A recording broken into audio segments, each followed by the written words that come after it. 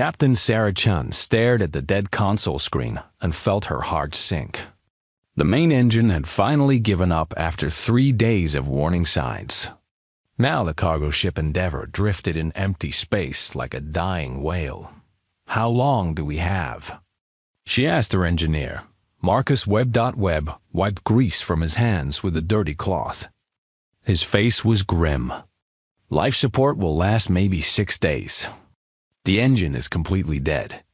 I can't fix it without parts we don't have." Sarah looked around the bridge at her crew. 47 people depended on her decisions.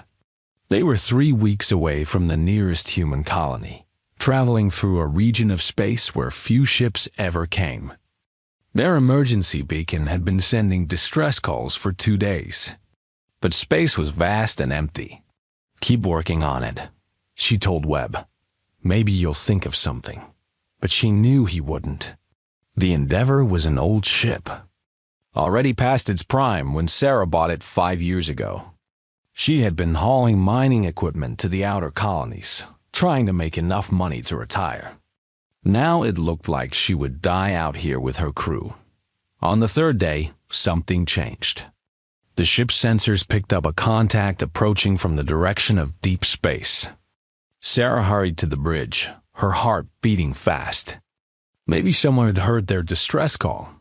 The ship that appeared on their screens was unlike anything Sarah had ever seen. It moved with grace through space, its hull seeming to flow like water. Strange lights pulsed along its surface in patterns that hurt to look at directly. "Unknown vessel. This is Captain Sarah Chun of the cargo ship Endeavour. We are in distress and request assistance." The reply came in perfect English, though the voice was soft and musical. "This is Commander Zela of the Whisper of Tides. We have received your distress signal. Do you require aid?" "Yes, desperately. Our engine is dead, and our life support is failing." There was a long pause. Sarah could hear the alien commander talking to someone else in a language that sounded like singing water. When Zyla spoke again, her voice was careful. "Captain Chun, my people do not usually interact with other species. However, we cannot let you die when we have the power to help. Will you accept our assistance?" "Yes, absolutely. Thank you." The alien ship, the Whisper of Tides, moved close to the Endeavour. Sarah watched in amazement as a docking tube extended from the strange vessel and connected to their airlock. Soon, 3 figures in flowing robes came aboard.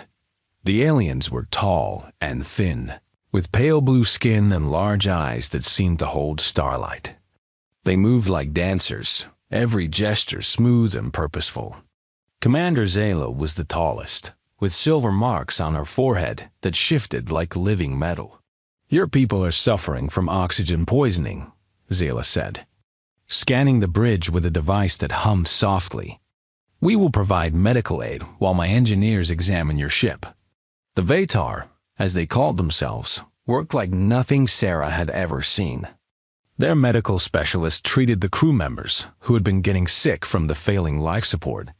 The medicine they used came in small crystals that dissolved under the tongue and immediately made people feel better. Meanwhile, their engineer studied the Endeavour's engine with tools that seemed to bend space around them. After 6 hours, he spoke to Zyla in their musical language. "We cannot fully repair your engine," Zyla explained. "However, we can modify it to function long enough to reach your colony. The journey will take 2 weeks instead of 3. "That's incredible," Sarah said. "How can we repay you?" "We have some valuable cargo, or we could transfer credits to your accounts." Zyla tilted her head, and Sarah thought she saw sadness in those starlit eyes. "We require no payment, Captain Chun. We ask only that you not report our location to your authorities." "But why?" "You've saved our lives. Your technology could benefit everyone. My people have chosen isolation for good reasons. The galaxy is full of violence and greed. We prefer to travel in peace and help where we can, without becoming involved in the conflicts of others. The Vatar worked for another day to repair the Endeavor's engine. They also left behind several of their medical crystals and a device that would keep the life support system running smoothly. When they were done, Commander Zila came to say goodbye. "Your ship will carry you home safely," she said. "May the stars light your path." "Wait," Sarah called as Zila turned to leave. "At least tell me why you helped us. You said your people don't usually get involved."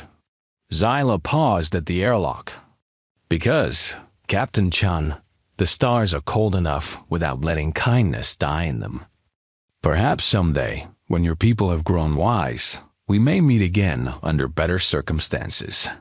The Whisper of Tides undocked and moved away into deep space. Within minutes, it had vanished completely, leaving no trace it had ever been there. Sarah ordered the modified engine started, and felt relief flood through her as it hummed to life. The journey home took exactly 2 weeks. The crew remained healthy thanks to the Vitar medicine, and the engine ran perfectly despite its age.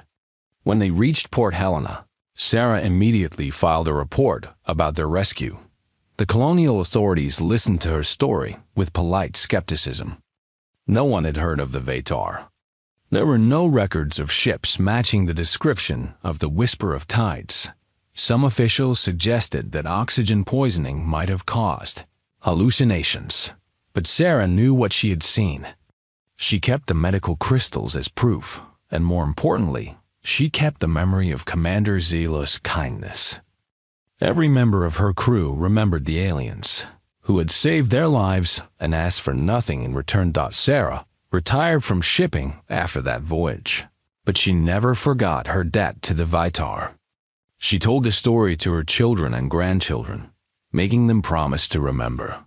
Somewhere out in the vast darkness of space, there were beings who helped others simply because it was right. The least humanity could do was remember that kindness, even if they never saw the Vatar again. Dr. Yuki Tanaka pushed her glasses up her nose and stared at the old file on her screen. She had been researching humanity's early encounters with alien species for 3 years now, digging through mountains of old reports and forgotten records. Most were boring trade agreements or first contact protocols. But this one was different. The report was filed by Captain Sarah Chun in 2187, 200 years ago. It described a rescue by an unknown alien species called the Vatar. What made it interesting was not just the story itself, but what Tanaka had found when she started looking deeper. This was the 18th similar report. She had discovered Tanaka worked in the Human Cultural Archive on New Geneva, a massive facility that stored humanity's historical records. Most people thought her job was dusty and boring, but she loved uncovering forgotten stories. And the Vatar were the most fascinating mystery she had ever found. Every report followed the same pattern. Human ships in desperate trouble, often with failing life support or dead engines. Then mysterious aliens would appear from nowhere, provide help, and vanish again. They always refused payment. They always asked for their location to be kept secret. And they always seemed to appear just when death was certain. The reports came from all over human space, spanning 2 centuries. Cargo haulers, exploration ships, even military vessels had been saved by the Vatar. The aliens used technology that human engineers still couldn't understand. Yet they never tried to make contact officially or establish trade relations. Most telling of all, every report had been buried in bureaucracy or dismissed as unreliable. None of the officers who filed them had been promoted or given important posts afterward. It was as if the government wanted these encounters forgotten. Tanaka printed out all 18 reports and spread them across her desk. The pictures were grainy and the technical details were limited, but certain details remained consistent. Ships that moved like flowing water. Aliens with pale blue skin and starlit eyes. Medical technology that used crystals. And always acts of pure kindness with no expectation of reward. Working late again? asked Dr. Mills, her colleague, as he stopped by her desk. "Tom, look at these," Tanaka said, showing him the reports. "I think I've found evidence of the most generous species in the galaxy." Mills read through several reports, his eyebrows rising higher with each page. "This is incredible. Why haven't I heard about these people before?" "Because someone doesn't want us to know about them. Look at the filing dates and the classification codes. These reports were all buried or marked as unconfirmed, but the details are too consistent to be made up. So, what are you going to do about it?" Tanaka smiled. "I'm going to tell everyone." She spent the next month writing a research paper about the Vatar encounters. She included every detail she could find, every consistent element across 2 centuries of reports. When she submitted it to the Journal of Xenological Studies, the editors were skeptical but intrigued enough to publish it.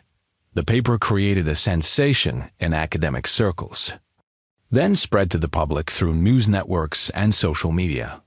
Suddenly, everyone wanted to know about the mysterious Vatar. Old spacer families came forward with their own stories, passed down through generations.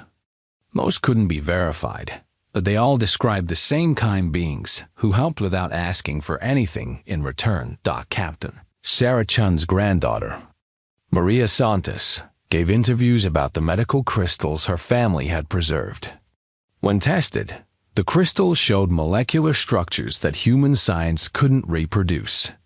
They were proof that something extraordinary had happened in the deep space between stars. The story captured humanity's imagination like nothing had in decades. Children drew pictures of the graceful Vatar ships. Musicians composed songs about angels in the void. Writers created stories about the mysterious benefactors who appeared when hope was lost. But more than entertainment, the Vatar became something deeper for humanity. They represented a debt that had never been repaid. Across human space, people began to feel uncomfortable about this. Humans prided themselves on paying their debts and honoring their obligations. The idea that an entire species had saved human lives repeatedly, asking nothing in return, bothered people at a fundamental level. Search expeditions were organized. Wealthy individuals funded exploration missions to look for signs of Vatar activity. The government, under pressure from citizens, quietly began monitoring deep space for ships matching. Vatar descriptions. Tanaka found herself at the center of a cultural movement she hadn't expected. She received thousands of messages from humans all over the galaxy, thanking her for bringing the Vatar story to light. Many asked the same question: how do we find them to say thank you? "I never meant to start this," she told Mills one evening as they watched news coverage of another Vatar search mission. "Maybe that's exactly why you did start it," Mills replied. "You found a story about kindness, and humans need to believe kindness exists, especially kindness that asks for nothing back." The search for the Vatar became more than just exploration. It became a test of human character. Some people wanted to find them to gain access to their advanced technology. Others wanted to establish trade relations. But most simply wanted to say thank you and ask how humanity could repay their generosity. Religious groups declared the Vatar to be angels or divine messengers. Scientists wanted to study their technology. Politicians saw potential allies in galactic affairs. But ordinary citizens just wanted to find the beings who had saved their ancestors and somehow make things even. The search continued for months, without success. The Vatar seemed to have vanished from known space, if they had ever been there at all. Some people began to doubt the stories. Maybe the reports really were hallucinations or hoaxes, but Tanaka knew better. She had spent too much time with the evidence to doubt its truth. Somewhere out in the vast galaxy, there were beings who helped others simply because it was right. They had saved human lives and asked for nothing. They had shown humanity what pure kindness looked like. The least humanity could do was remember that kindness and be ready to repay it. Tanaka established the Vatar Memorial Foundation. dedicated to preserving the stories and continuing the search. Every year on the anniversary of Captain Chun's rescue, humans across the galaxy observed a moment of silence for the unknown benefactors, who had saved so many of their people. The Foundation's motto, carved in stone above its entrance, expressed humanity's deepest commitment. No kindness forgotten, no debt unpaid. It was a promise that would matter more than anyone could imagine. Commander Zila's great-granddaughter, Neltar, stood on the bridge of the Whisper of Tides and watched her homeworld burn.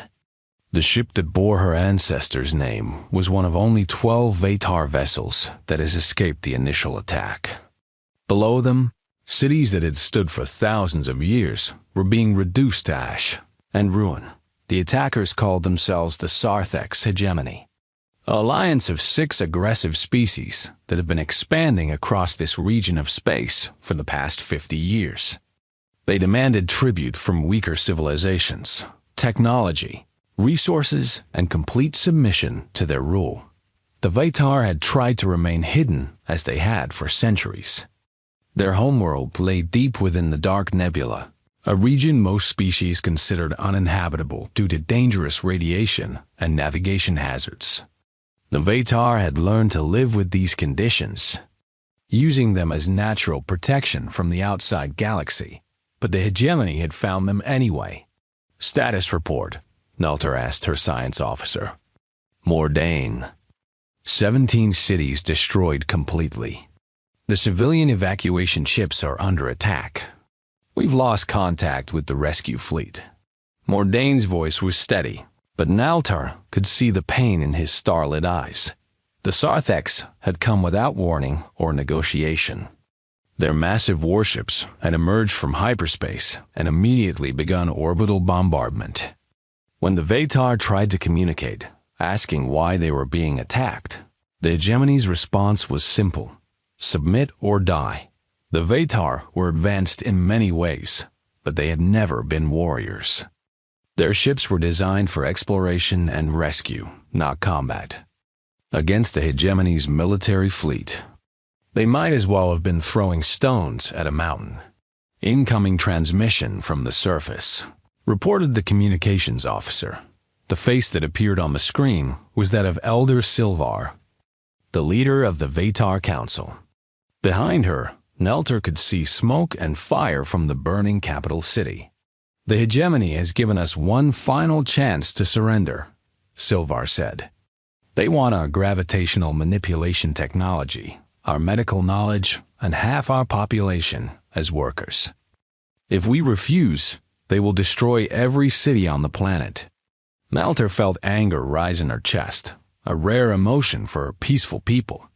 Elder, we cannot give them our technology. They would use it to enslave other species. I know, child. That is why the Council has reached a difficult decision. We will not surrender our knowledge to those who would use it for evil. But we also cannot let our people die when there might be another choice. What do you mean?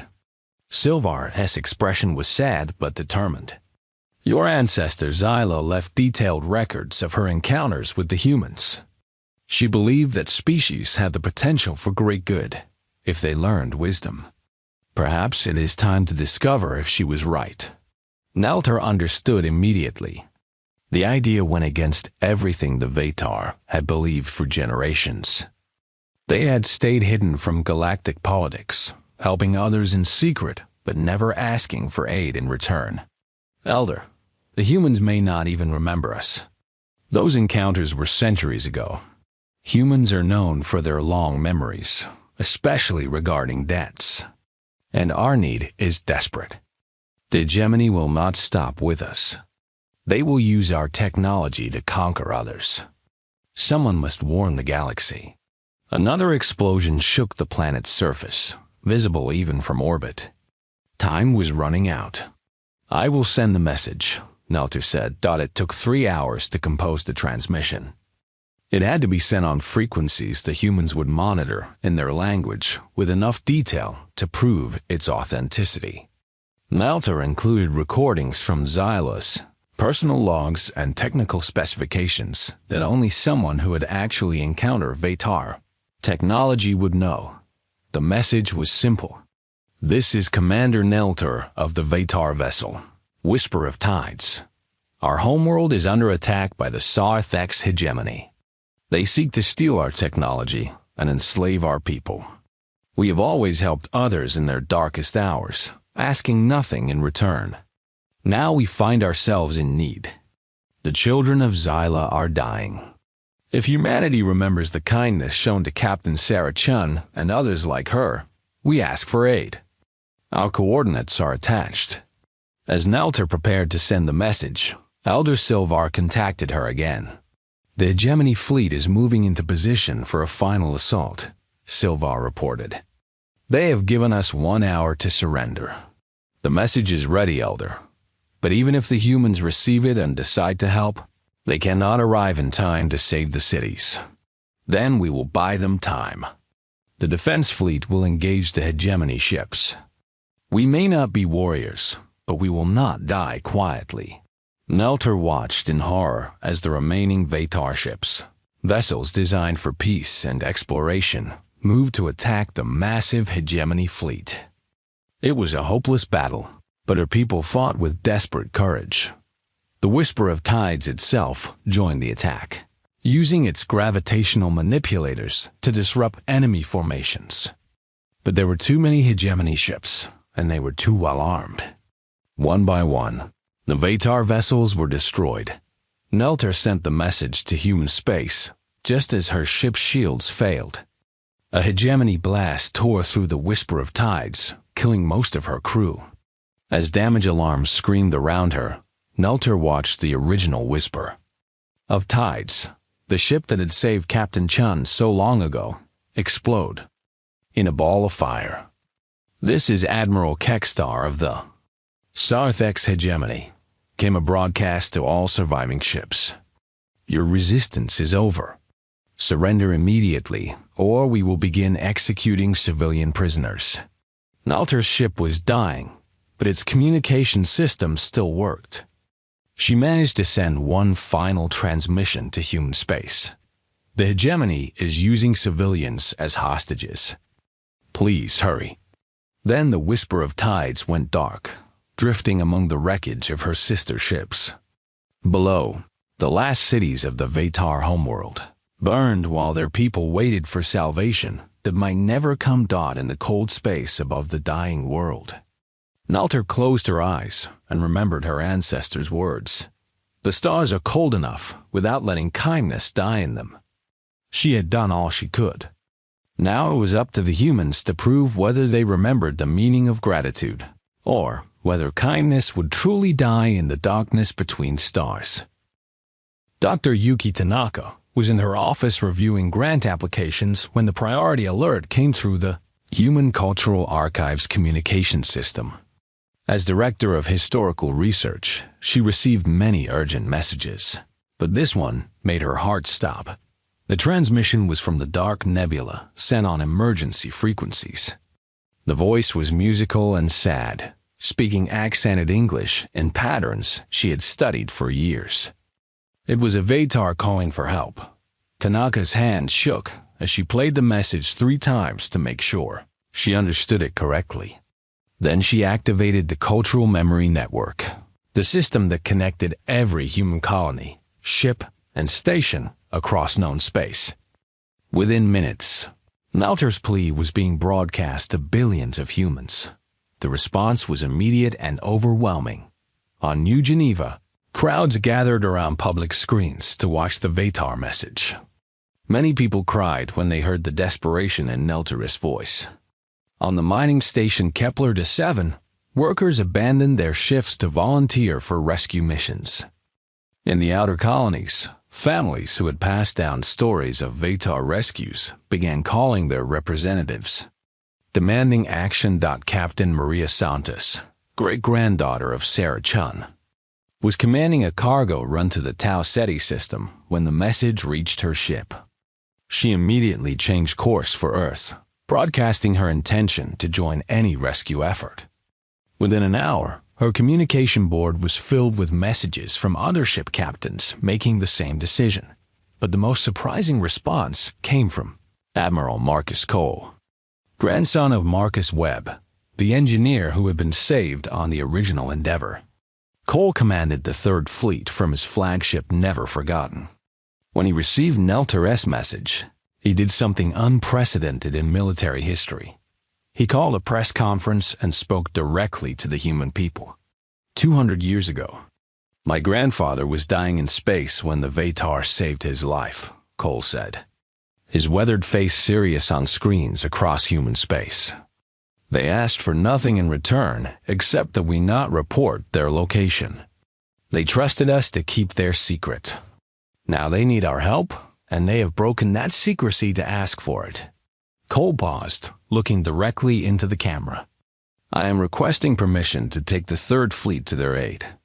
But more than that, I am asking every human being who has ever benefited from Vatar kindness to join this mission. Our ancestors were saved by people who asked for nothing. Now it's our turn to save them. The political establishment tried to slow things down. Emergency sessions were called in the Human Senate. Military commanders worried about committing forces without proper planning. Diplomats wanted to negotiate with the Sarthex, hegemony first, but the human people had already made their decision. On every world, in every system, humans demanded action. Politicians who urged caution found themselves voted out of office within days. Military officers who questioned the mission were transferred by their own subordinates. The message from ordinary citizens was clear. The debt to the Vatar was not political or military. It was personal. Ships began converging on Earth from across human space. Military vessels, cargo haulers, research ships, passenger liners, mining platforms, exploration craft, and countless civilian vessels whose crews simply refused to be left behind. The largest fleet in human history was assembling, not for conquest or profit, but to repay a debt of gratitude. Dr. Yamamoto, a scientist who had spent years trying to understand Vatar medical technology, converted her research vessel into a mobile hospital ship. Captain Rodriguez, whose family had been saved by the Vatar 3 generations ago, brought his entire merchant fleet. Even the luxury cruise liner Stellar Princess was refitted with defensive weapons and emergency supplies. That the speed of the mobilization amazed military planners. What should have taken months was accomplished in 2 weeks. Humans dropped everything to join the rescue fleet. Factories worked around the clock to produce ammunition and supplies. Shipyards that had been building cargo vessels switched to constructing makeshift warships. Admiral Cole found himself in command of over 3,000 vessels of every size and type. It was a fleet that existed for one purpose: to save the people who had saved humanity. But the Sarthex, hegemony, was not impressed by human sentiment. Their ambassador, a massive reptilian creature named Gexmore, arrived on Earth to deliver an ultimatum. The hegemony has claimed the Vatar system and all its resources. Gexmore announced to the Human Senate, any interference will be considered an act of war. You humans are not ready for such a conflict. Withdraw your ships and submit to hegemony authority, or face the consequences. The Senate prepared to debate the threat. But Admiral Cole spoke first. Ambassador, you have made one critical error in your calculations, Cole said, his voice calm but deadly serious. You assume this is about politics or territory. It isn't. This is about paying a debt. And humans always pay their debts. Cole turned to address the watching crowds and broadcast audiences. The hegemony demands we abandon our friends to slavery and death. They threaten war if we refuse. My response is simple. Let them try to stop us. The cheering from the crowds was so loud it could be heard in orbit. Gexmore tried one last threat. You are 3,000 ships against our 10,000. Your fleet is mostly civilians with no military training. You will be destroyed. Cole smiled, and it was not a pleasant expression. Ambassador, you're thinking like a conqueror. We're not here to conquer anything. We're here to save our friends and punish those who hurt them. There's a difference. The ambassador left Earth that day with a message for his superiors. The humans were coming, and they didn't care about the odds as the vast rescue fleet prepared to depart. Naltera's second message reached Earth. It was weaker than the first. Transmitted from a damaged ship hiding in the asteroid belt around the Vatar system. It confirmed humanity's worst fears. The orbital bombardment had begun. Cities were burning, and thousands of Vatar were dead or captured. But it also included tactical information about hegemony ship positions and weaknesses. Nalter was still fighting, still trying to save her people. Admiral Cole addressed his fleet before they departed. We go to repay a debt 2 centuries in the making. The Vatar saved our people when they were dying in space. Now we will save them. And we will show the galaxy what happens when someone threatens humanity's friends. The fleet departed Earth orbit in waves, each ship broadcasting the same message on all frequencies. This is the human debt collection fleet. We are coming to collect what is owed to our friends. Stand aside or be moved aside. Behind them, Earth's defense networks came online for the first time in a century. If the hegemony wanted a war, humanity was ready to give them one.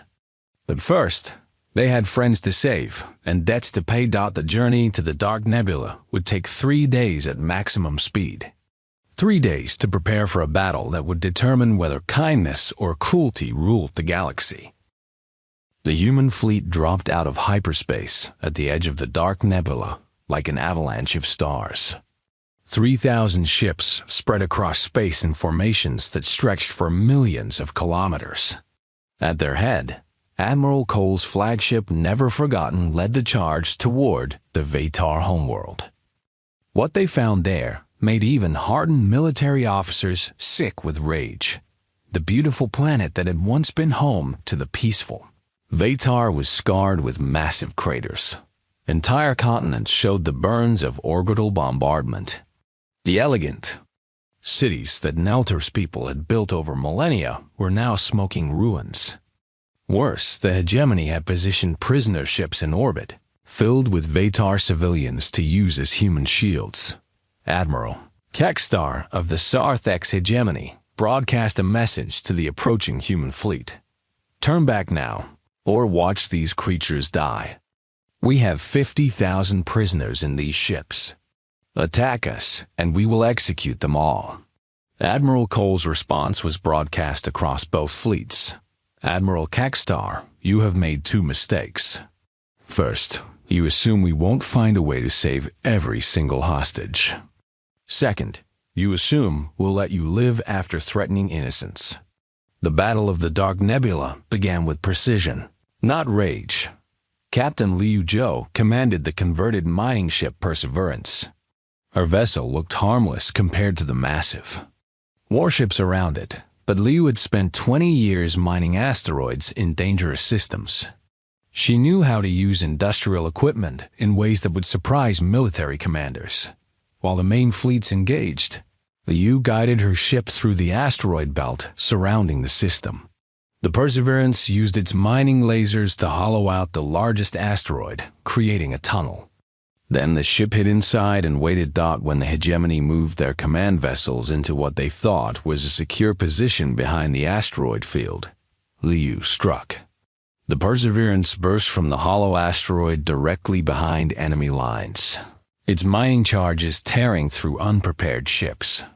Dr. Sarah Okafor commanded the research vessel Discovery, which had been testing experimental gravitational weapons.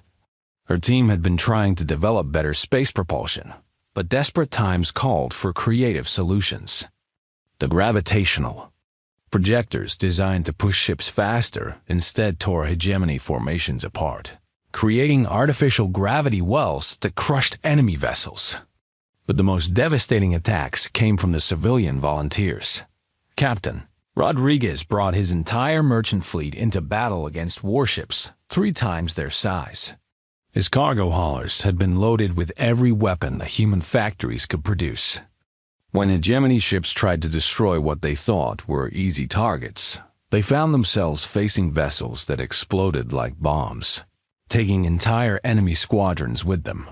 The luxury liner Stella Princess had been converted into a rescue ship.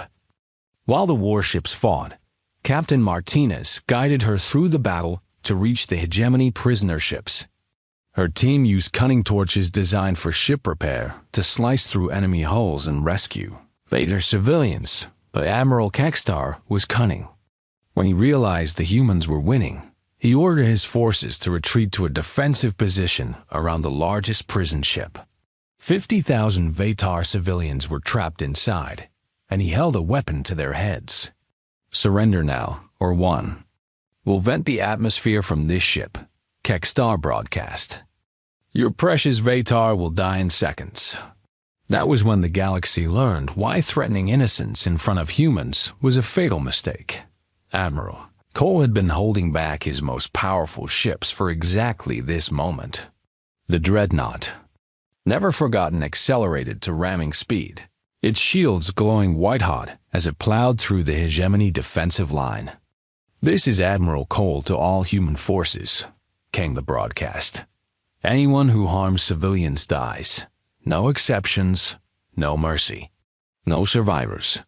The Never Forgotten smashed through 3 hegemony cruisers and rammed directly into Kekstar's flagship. Cole had calculated the impact perfectly. The collision destroyed the enemy command ship's weapons, but left its prisoner compartments intact. As the 2 ships locked together, Cole led a boarding party into the enemy vessel. They found Kekstar in his command center, wounded but alive. "You've doomed your own ship to save creatures you barely know," Kekstar snarled. Cole looked at the alien admiral with cold eyes. "You still don't understand. We're not saving strangers. We're saving family. The Vatar became our family the moment they helped us without asking for anything in return."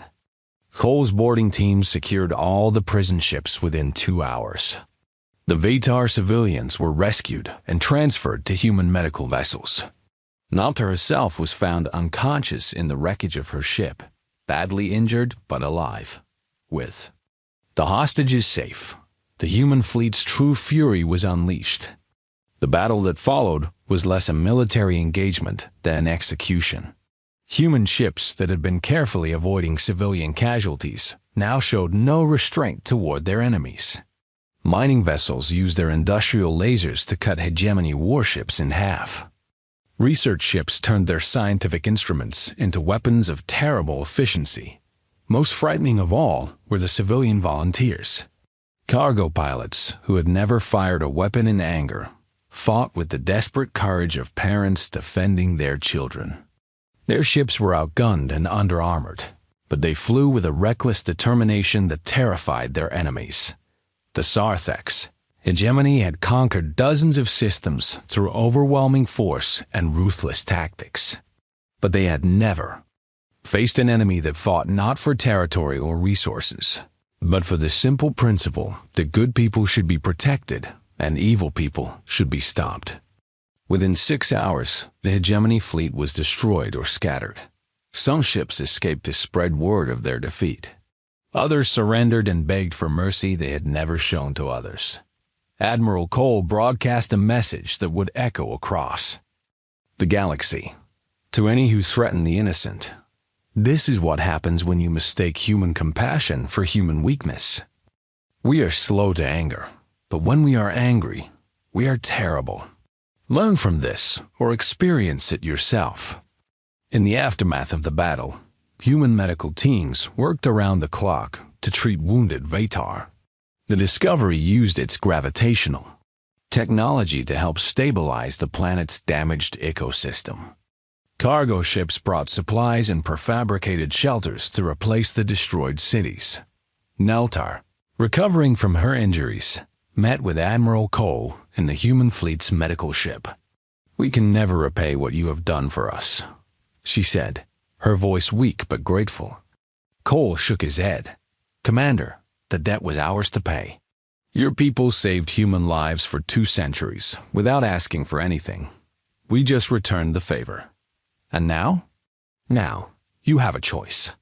Your people can rebuild in isolation, as before. Or you can join the galactic community under human protection. We promise that no one will threaten you again. Nelter thought of her ancestor Zyla, who had believed humans might someday learn wisdom. I think Zyla would say the time for hiding is over. My people are ready to take their place among the stars, with humanity as our friends. The news of the human victory spread across the galaxy within days. The Sarthek's hegemony collapsed as member species either surrendered to human forces or fled to distant systems. Other aggressive powers took note of what had happened and reconsidered their own expansionist plans. But the most important change was in how other species viewed humanity. The galaxy learned that humans were a species that made friendship sacred and revenge absolute. Earn their loyalty and gain protectors who would cross the galaxy to save you. Threaten their friends and discover why civilizations learned to fear the sound of human ships dropping out of hyperspace. Years later, when historians wrote about the Battle of the Dark Nebula, they would note that it began with the smallest possible cause, one species helping another without expecting reward. But it ended with a demonstration that kindness, when repaid with kindness, could indeed shake worlds. Every human ship now carried a small Vatar crystal as a gift from their rescued friends. It served as a reminder of an important truth. In a cold and dangerous galaxy, the bonds between good people were the strongest force of all, and humanity would never let those bonds be broken.